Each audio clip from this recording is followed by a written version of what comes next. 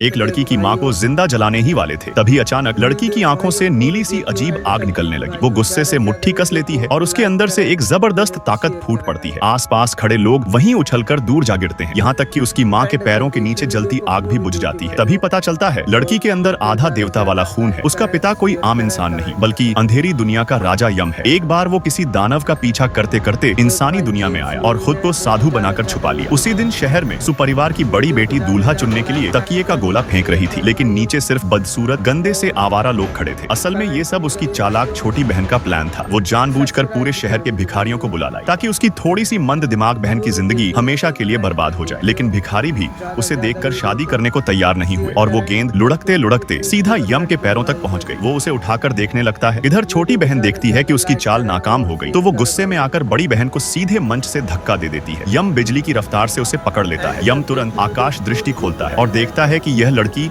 असल में जन्म से बहुत खास है, लेकिन उस पर किसी बुरी आत्मा का साया है। इसी वजह से वो बेवकूफ सी लगती है। उसे अपने पिता की भविष्यवाणी याद आती है कि धरती पर उसे भाग्य वाली लड़की मिलेगी और अगर वो उससे शादी कर ले तो उसकी शक्ति भगवान स्तर तक पहुंच जाएगी। इसलिए वो कह देता है कि वो इसी मंद दिमाग बेटी से शादी करना चाहता है। सुहाग रात में वो मंत्र पढ़कर उस बुरी आत्मा को निकाल देता है और जैसे ही आत्मा निकलती है लड़की अपनी असली शक्ल में लौट आती है। खूबसूरत, समझदार, पूरी तरह इंसान जैसी। यम भी देखकर दंग रह जाता है। लड़की रो पड़ती है क्योंकि बचपन से माँ नहीं थी। हर किसी से ताने और अपमान मिले और अब पहली बार कोई है जो उसे बचा सकता है। दोनों एक दूसरे से गले लगकर रो पड़ते हैं। अगली सुबह यम समझ जाता है कि यही उसकी किस्मत वाली पत्नी है। उसकी साधना में जो रुकावट थी वो खत्म हो चुकी है, लेकिन हमेशा साथ रहने के लिए उसे फिर से अधोलोक लौटना पड़ेगा और 1 लाख अच्छे कर्म जमा करने होंगे, तभी वो पत्नी को अमर बना सकेगा। समय बीतता है। पत्नी एक बेटी को जन्म देती है, लेकिन चालाक छोटी बहन अब भी बाज नहीं आती। वो माँ बेटी दोनों को कैद कर देती है और रोज उसकी एक कटोरी खून निकलवाती है, क्योंकि उसके पति के धंधे के लिए ताजा खून चाहिए होता है। फिर शहर में अचानक महामारी फैल जाती है और जब औरत बीमार हो जाती है, छोटी बहन झूठा आरोप लगा देती है कि यही दोनों बीमारी का कारण है। लोग गुस्से में उन्हें देवता के मंदिर में ले जाकर कुर्बानी देने का फैसला करते हैं। औरत घुटनों पर गिरकर बेटी के लिए दया मांगती है। तभी पत्थर की मूर्ति से हरी रोशनी निकलती है और पर्वत देवता प्रकट हो जाते हैं, लेकिन वो खुद लालच में आ जाते हैं और औरत की आत्मा निगलना चाहते हैं। वो सबको कहते हैं कि ये स्त्री बीमारी की देवी का जन्म है, अगर इसे जला दिया जाए तो महामारी खत्म हो जाएगी। लोग आग लगा देते हैं। बेटी फूट फूट कर रोती रहती है और उसी सदमे में उसकी अधिदैवी शक्ति जाग जाती है। उसके आंखों से नीली रोशनी निकलती है। वो गुस्से में मुट्ठी भींच लेती है। लोग दूर जा गिरते जाते हैं। आग खुद ब खुद बुझ जाती है, लेकिन वो अभी इतनी ताकतवर नहीं है। पर्वत देवता उन्हें फिर से बांध लेते हैं और खुद उनकी आत्माएं निगलने की तैयारी करते हैं। उसी वक्त दूर अधोलोक में यम महसूस करता है कि उसकी बेटी खतरे में है। वो फौरन गरजता है, नहीं, मेरी पत्नी, मेरी बेटी खतरे में है, और तुरंत उन्हें बचाने निकल पड़ता है। फ्री फायर वाले रेड हार्ट और पबजी वाले ब्लैक हार्ट कमेंट करो।